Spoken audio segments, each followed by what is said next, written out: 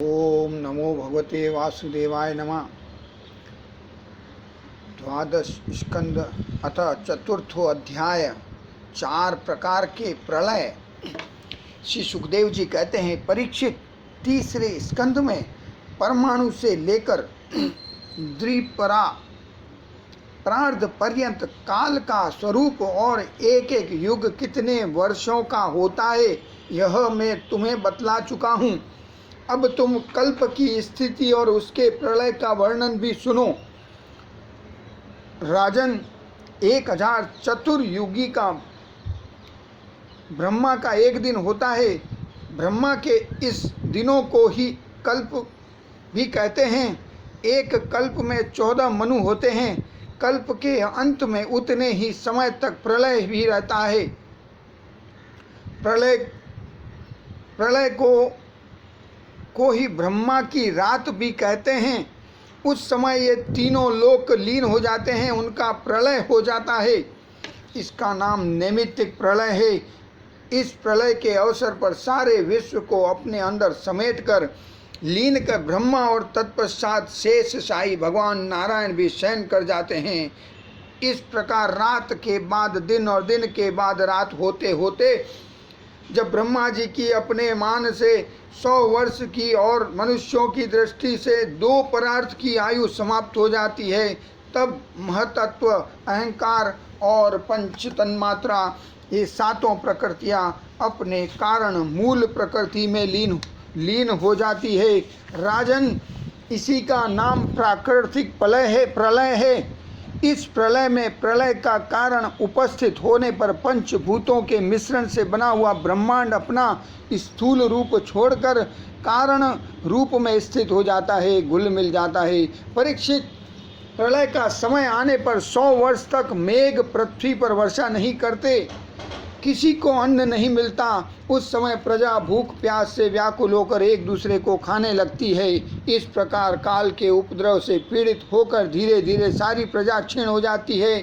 प्रलयकालीन सामवर्तक सूर्य और अपनी प्रचंड किरणों से समुद्र प्राणियों के शरीर और पृथ्वी का सारा रस खींच कर सोख जाते हैं और फिर उन्हें सदा की भांति पृथ्वी पर बरसाते नहीं। उस समय संकर्षण भगवान के मुख से प्रलयकालीन संवर्तक अग्नि प्रकट होती है। वायु के वेग से वह और भी बढ़ जाती है और तल अतल आदि 7 नीचों के लोकों को भस्म कर देती है। वहाँ के प्राणी तो पहले ही मर चुके होते हैं। नीचे से आग की करारी लपटें और ऊपर से सूर्य की प्रचंड गर्मी। उस समय ऊपर नीचे चारों ओर ब्रह्मांड जलने लगता है और ऐसा जान पड़ता है मानो गोबर का उपला जलकर अंगार के रूप में दहक रहा हो। इसके बाद कालीन अत्यंत प्रचंड सामवर्तक वायु सैकड़ों वर्ष तक चलती रहती है। उस समय का आकाश धुएं और धूल से तो भरा ही रहता है। उसके बाद असंख्यों रंग बिरंगे बादल आकाश में मंडराने लगते हैं और बड़ी भयंकरता के साथ गरज कर सैकड़ों वर्षों तक वर्षा करते रहते हैं। उस समय ब्रह्मांड के भीतर का सारा संसार एक समुद्र हो जाता है। उस समय कुछ जलमग्न हो जाता है। उस समय ब्रह्मांड के भीतर का सारा संसार एक समुद्र हो जाता है, सब कुछ जलमग्न हो जाता है। इस प्रकार जब जल प्रलय हो जाता है तब जल पृथ्वी के विशेष गुण गंध को ग्रस लेता है, अपने में लीन कर लेता है। गंध गुण के जल में लीन हो जाने पर पृथ्वी का प्रलय हो जाता है। वह जल में घुल मिलकर जल रूप बन जाती है। राजन, इसके बाद जल के गुण रस को तेजस तत्व ग्रस लेता है और जल नीरस होकर तेज में समा जाता है। तदनंतर वायु के तेज के गुण रूप को ग्रस लेता है और तेज रूप रहित होकर वायु में लीन हो जाता है। अब आकाश वायु के गुण स्पर्श को अपने में मिला लेता है और वायु स्पर्शहीन होकर आकाश में शांत हो जाता है। इसके बाद तामस अहंकार आकाश के गुण शब्दों को ग्रस लेता है और आकाश शब्दहीन होकर तामस अहंकार में लीन हो जाता है। इसी प्रकार तेजस अहंकार इंद्रियों को और वैकारिक सात्विक अहंकार इंद्रियाधिष्ठात्रित देवता और इंद्रिय वृत्तियों को अपने में लीन कर लेता है। तत्पश्चात महतत्व अहंकार को और सत्व आदि गुण महतत्व को ग्रस लेते हैं। परीक्षित, यह सब काल की महिमा है। उसी की प्रेरणा से अव्यक्त प्रकृति गुणों को ग्रस लेती है और तब केवल प्रकृति शेष रह जाती है। वही चराचर जगत का मूल कारण है। वह अव्यक्त, अनादि, अनंत, नित्य और अविनाशी है। जब वह अपने कार्यों को लीन करके प्रलय के समय साम्यावस्था को प्राप्त हो जाती है, तब काल के अव्यय, वर्ष, मास, दिन, रात, क्षण आदि के कारण उसमें परिणाम, क्षय, वृद्धि आदि किसी प्रकार के विकार नहीं होते। उस समय प्रकृति में स्थूल अथवा सूक्ष्म रूप से वाणी, मन, सत्वगुण, रजोगुण, तमोगुण, महतत्व आदि विकार, प्राण, बुद्धि, इंद्रिय और उनके देवता आदि कुछ नहीं रहते। सृष्टि के समय रहने वाले लोगों की कल्पना और उनकी स्थिति भी नहीं रहती। उस समय स्वप्न, जागृत और सुषुप्ति, ये तीन अवस्थाएं नहीं रहती। आकाश, जल, पृथ्वी, वायु, अग्नि और सूर्य भी नहीं रहते। सब कुछ सोए हुए के समान शून्य सा रहता है। उस अवस्था का तर्क के द्वारा अनुमान करना भी असंभव है। उस अव्यक्त को ही जगत का मूलभूत तत्व कहते हैं। इसी अवस्था का नाम प्राकृतिक प्रलय है। उस समय पुरुष और प्रकृति दोनों की शक्तियां काल के प्रभाव से क्षीण हो जाती है और विवश होकर अपने मूल स्वरूप में लीन हो जाती है। परीक्षित, अब आत्यंतिक प्रलय अर्थात मोक्ष का स्वरूप बतलाया जाता है। बुद्धि, इंद्रिय और उनके विषयों के रूप में उनका अधिष्ठान ज्ञान स्वरूप वस्तु ही भाषित हो रही है। उन सब का तो आदि भी है और अंत भी, इसलिए वे सब सत्य नहीं हैं। वे दृश्य हैं और अपने अधिष्ठान से भिन्न उनकी सत्ता भी नहीं है, इसलिए वे सर्वथा मिथ्या माया मात्र है। जैसे दीपक, नेत्र और रूप ये तीनों तेज से भिन्न नहीं हैं, वैसे ही बुद्धि, इंद्रिय और इनके विषय तन्मात्राएं भी अपने अधिष्ठान स्वरूप ब्रह्म से भिन्न नहीं है, यद्यपि वह इनसे सर्वथा भिन्न है। जैसे रज्जु रूप अधिष्ठान में अध्यस्त सर्प अपने अधिष्ठान से पृथक नहीं है, परंतु अध्यस्त सर्प से अधिष्ठान का कोई संबंध नहीं है। परीक्षित, जागृत, स्वप्न और सुषुप्ति ये तीनों अवस्थाएं बुद्धि की ही है। अतः इनके कारण अंतरात्मा में जो विश्व, तेजस और प्राज्ञ रूप नानात्व की प्रतीति होती है, वह केवल माया मात्र है। बुद्धिगत नानात्व का एकमात्र सत्य आत्मा से कोई संबंध नहीं है। यह विश्व उत्पत्ति और प्रलय से ग्रस्त है, इसलिए अनेक अवयवों का समूह अव्ययी है। अतः यह कभी ब्रह्म में होता है, कभी नहीं होता। ठीक वैसे ही जैसे आकाश में मेघमाला कभी होती है और कभी नहीं होती। परीक्षित, जगत के व्यवहार में जितने भी अव्ययी पदार्थ होते हैं, उनके न होने पर भी उनके भिन्न भिन्न अव्यय सत्य माने जाते हैं, क्योंकि वे उनके कारण हैं। जैसे वस्त्र रूप अव्ययी के न होने पर भी उसके कारण रूप सूत का अस्तित्व माना ही जाता है, उसी प्रकार कार्य रूप जगत के अभाव में भी इस जगत के कारण रूप अव्यय की स्थिति हो सकती है।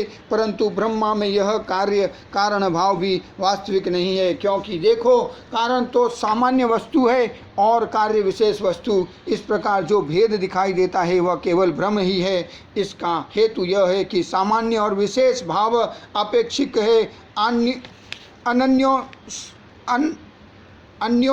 अन्योनाश्रित है। विशेष के बिना सामान्य और सामान्य के बिना विशेष की स्थिति नहीं हो सकती। कार्य और कारण भाव का आदि और अंत दोनों ही मिलते हैं, इसलिए भी वह स्वाप्निक भेदभाव के समान सर्वथा वस्तु है। इसमें संदेह नहीं कि यह प्रपंच रूप विकार स्वाप्निक विकार के समान ही प्रतीत हो रहा है, तो यह अपने अधिष्ठान ब्रह्म स्वरूप आत्मा से भिन्न नहीं है। कोई चाहे भी तो आत्मा से भिन्न रूप से अणुमात्र भी उसका निरूपण नहीं कर सकता। यदि आत्मा से पृथक इसकी सत्ता मानी जाए तो यह भी चिद्रूप आत्मा के समान स्वयं प्रकाश होगा और ऐसी स्थिति में वह आत्मा की भांति ही एक रूप सिद्ध होगा। परंतु इतना तो सर्वथा निश्चित है कि परमार्थ सत्य वस्तु में नानात्व नहीं है। यदि कोई अज्ञानी परमार्थ सत्य वस्तु में नानात्व स्वीकार करता है तो उसका वह मानव वैसा ही है जैसा महाकाश और घटाकाश का आकाश स्थित सूर्य और जल में प्रतिबिंबित सूर्य का तथा बाह्य वायु और आंतर वायु का भेद मानना। जैसे व्यवहार में पुरुष एक ही सोने को अनेकों रूपों में गलाकर तैयार कर लेते हैं, वह कंगन, कुंडल, कड़ा आदि अनेकों रूपों में मिलता है। इसी प्रकार व्यवहार में निपुण विद्वान लौकिक और वैदिक वाणी के द्वारा इंद्रियातीत आत्मस्वरूप भगवान भी अनेकों रूपों में वर्णन करते हैं। देखो ना, बादल सूर्य से उत्पन्न होता है और सूर्य से प्रकाशित, फिर भी वह सूर्य के ही अंश नेत्रों के लिए सूर्य का दर्शन होने में बाधक बन बैठता है। इसी प्रकार अहंकार भी ब्रह्मा से ही उत्पन्न होता है, ब्रह्मा से ही प्रकाशित होता है और ब्रह्म के अंश जीव के लिए ब्रह्म स्वरूप के साक्षात्कार में बाधक बन बैठता है। जब सूर्य से प्रकट होने वाला बादल तीतर बितर हो जाता है, तब नेत्र अपने स्वरूप सूर्य का दर्शन करने में समर्थ होते हैं। ठीक वैसे ही जब जीव के हृदय में जिज्ञासा जगती है, तब आत्मा की उपाधि अहंकार नष्ट हो जाता है और उसे अपने स्वरूप का साक्षात्कार हो जाता है। प्रिय परीक्षित, जब जीव विवेक के खंग से मायामय अहंकार का बंधन काट देता है, तब वह अपने एक रस आत्मा स्वरूप के साक्षात्कार में स्थित हो जाता है। आत्मा की यह माया मुक्त वास्तविक स्थिति ही आत्यंतिक प्रलय कही जाती है। हे शत्रुदमन, तत्वदर्शी लोग कहते हैं कि ब्रह्मा से लेकर तिनके तक जितने प्राणी या पदार्थ हैं, उसी सभी हर समय पैदा होते और मरते रहते हैं, अर्थात नित्य रूप से उत्पत्ति और प्रलय होता ही रहता है। संसार की परिणामी पदार्थ नदी प्रवाह और दीप शिखा आदि क्षण क्षण बदलते रहते हैं। उनकी बदलती हुई अवस्थाओं को देखकर यह निश्चय होता है कि देह आदि भी काल रूप सोते के वेग में बदलते जा रहे हैं। इसलिए क्षण क्षण में उनकी उत्पत्ति और प्रलय हो रहा है। जैसे आकाश में तारे हर समय चलते ही रहते हैं, परंतु उनकी गति स्पष्ट रूप से नहीं दिखाई पड़ती, वैसे ही भगवान के स्वरूपभूत अनादि अनंत काल के कारण प्राणियों की प्रतीक्षा होने वाली उत्पत्ति और प्रलय का भी पता नहीं चलता।